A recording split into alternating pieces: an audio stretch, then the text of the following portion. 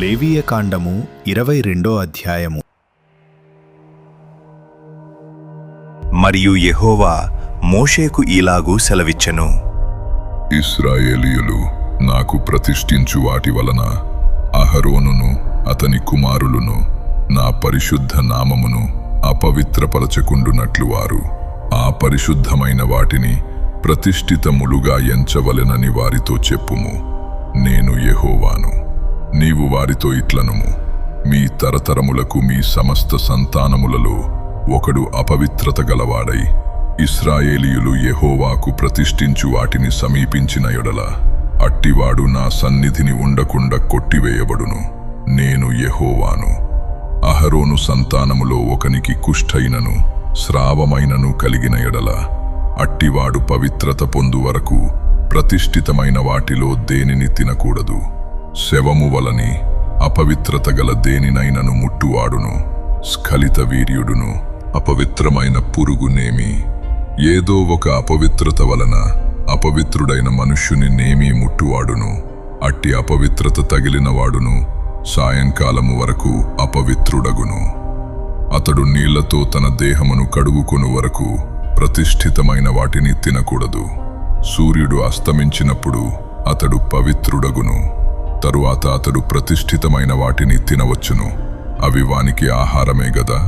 అతడు కళేబరమునైనను చీల్చబడిన దానినైనను తిని దాని వలన అపవిత్రపరచుకొనకూడదు. నేను యెహోవాను.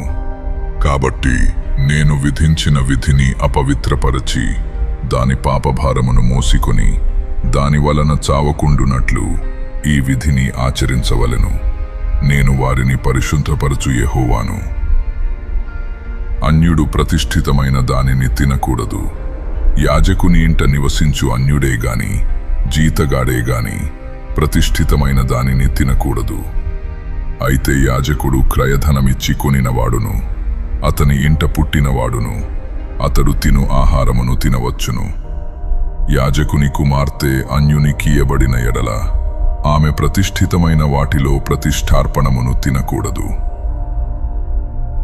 యాజకుని కుమార్తెలలో విధవరాలే కాని విడనాడబడినదే కాని సంతానము లేని ఎడల ఆమె తన బాల్యమందు వలె తన తండ్రి ఇంటికి తిరిగి చేరి తన తండ్రి ఆహారమును తినవచ్చును గాని అన్యుడెవడును దాని తినకూడదు.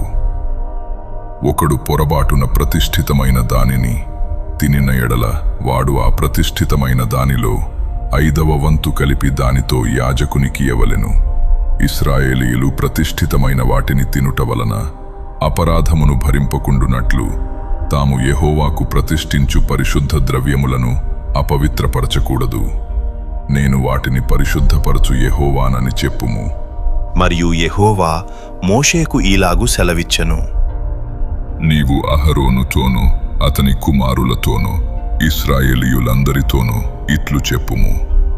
ఇశ్రాయేలీయుల ఇంటి వారిలోనే గాని ఇశ్రాయేలీయులలో నివసించు పరదేశులలోనే గాని ఎవడు యెహోవాకు దహన బలిగా స్వేచ్ఛార్పణములనైనను మ్రొక్కుబళ్లనైనను అర్పించునో వాడు అంగీకరింపబడినట్లు గోవులలో నుండి అయినను గొర్రెమేకలలో నుండి అయినను దోషము లేని మగదానిని అర్పింపవలెను. దేనికి కలంకముండునో దానిని అర్పింపకూడదు. అది మీ పక్షముగా అంగీకరింపబడదు. ఒకడు మ్రొక్కుబడిని చెల్లించుటకే గాని స్వేచ్ఛార్పణము అర్పించుటకే గాని సమాధాన బలి రూపముగా గోవునైనను గొర్రెనైనను మేకనైనను యెహోవాకు తెచ్చినప్పుడు అది అంగీకరింపబడునట్లు దోషము లేనిదయ్యుండవలెను. దానిలో కలంకమేదియు నుండకూడదు. గ్రుడ్డిదేమి, కుంటిదేమి, కొరతగలదేమి, గడ్డగలదేమి, గజ్జిరోగము గలదేమి, చిరుగుడు గలదేమి అట్టి వాటిని యెహోవాకు అర్పింపకూడదు. వాటిలో దేనిని బలిపీఠము మీద యెహోవాకు హోమము చేయకూడదు. కురూపి అయిన కోడెనైనను గొర్రె మేకల మందలోని దానినైనను స్వేచ్ఛార్పణముగా అర్పింపవచ్చును గాని అది మ్రొక్కుబడిగా అంగీకరింపబడదు. విత్తులు నులిపిన దానినే గాని విరిగిన దానినే గాని చితికిన దానినే గాని కోయబడిన దానినే గాని యెహోవాకు అర్పింపకూడదు. మీ దేశములో అట్టి కార్యము చేయకూడదు. పరదేశి చేతి నుండి అట్టి వాటిలో దేనిని తీసుకొని మీ దేవునికి ఆహారముగా అర్పింపకూడదు. అవి లోపము గలవి, వాటికి కళంకములుండును. అవి మీ పక్షముగా అంగీకరింపబడవని చెప్పుము. మరియు యెహోవా మోషేకు ఈలాగు సెలవిచ్చెను. దూడయే గాని, గొర్రెపిల్లయే గాని, మేకపిల్లయే గాని పుట్టినప్పుడు అది 7 దినములు దాని తల్లితో నుండవలెను. 8వ నాడు మొదలుకొని అది యెహోవాకు హోమముగా అంగీకరింపతగును. అయితే అది ఆవైనను గొర్రె మేకలోని దైనను మీరు దానిని దాని పిల్లను ఒక్కనాడే వధింపకూడదు.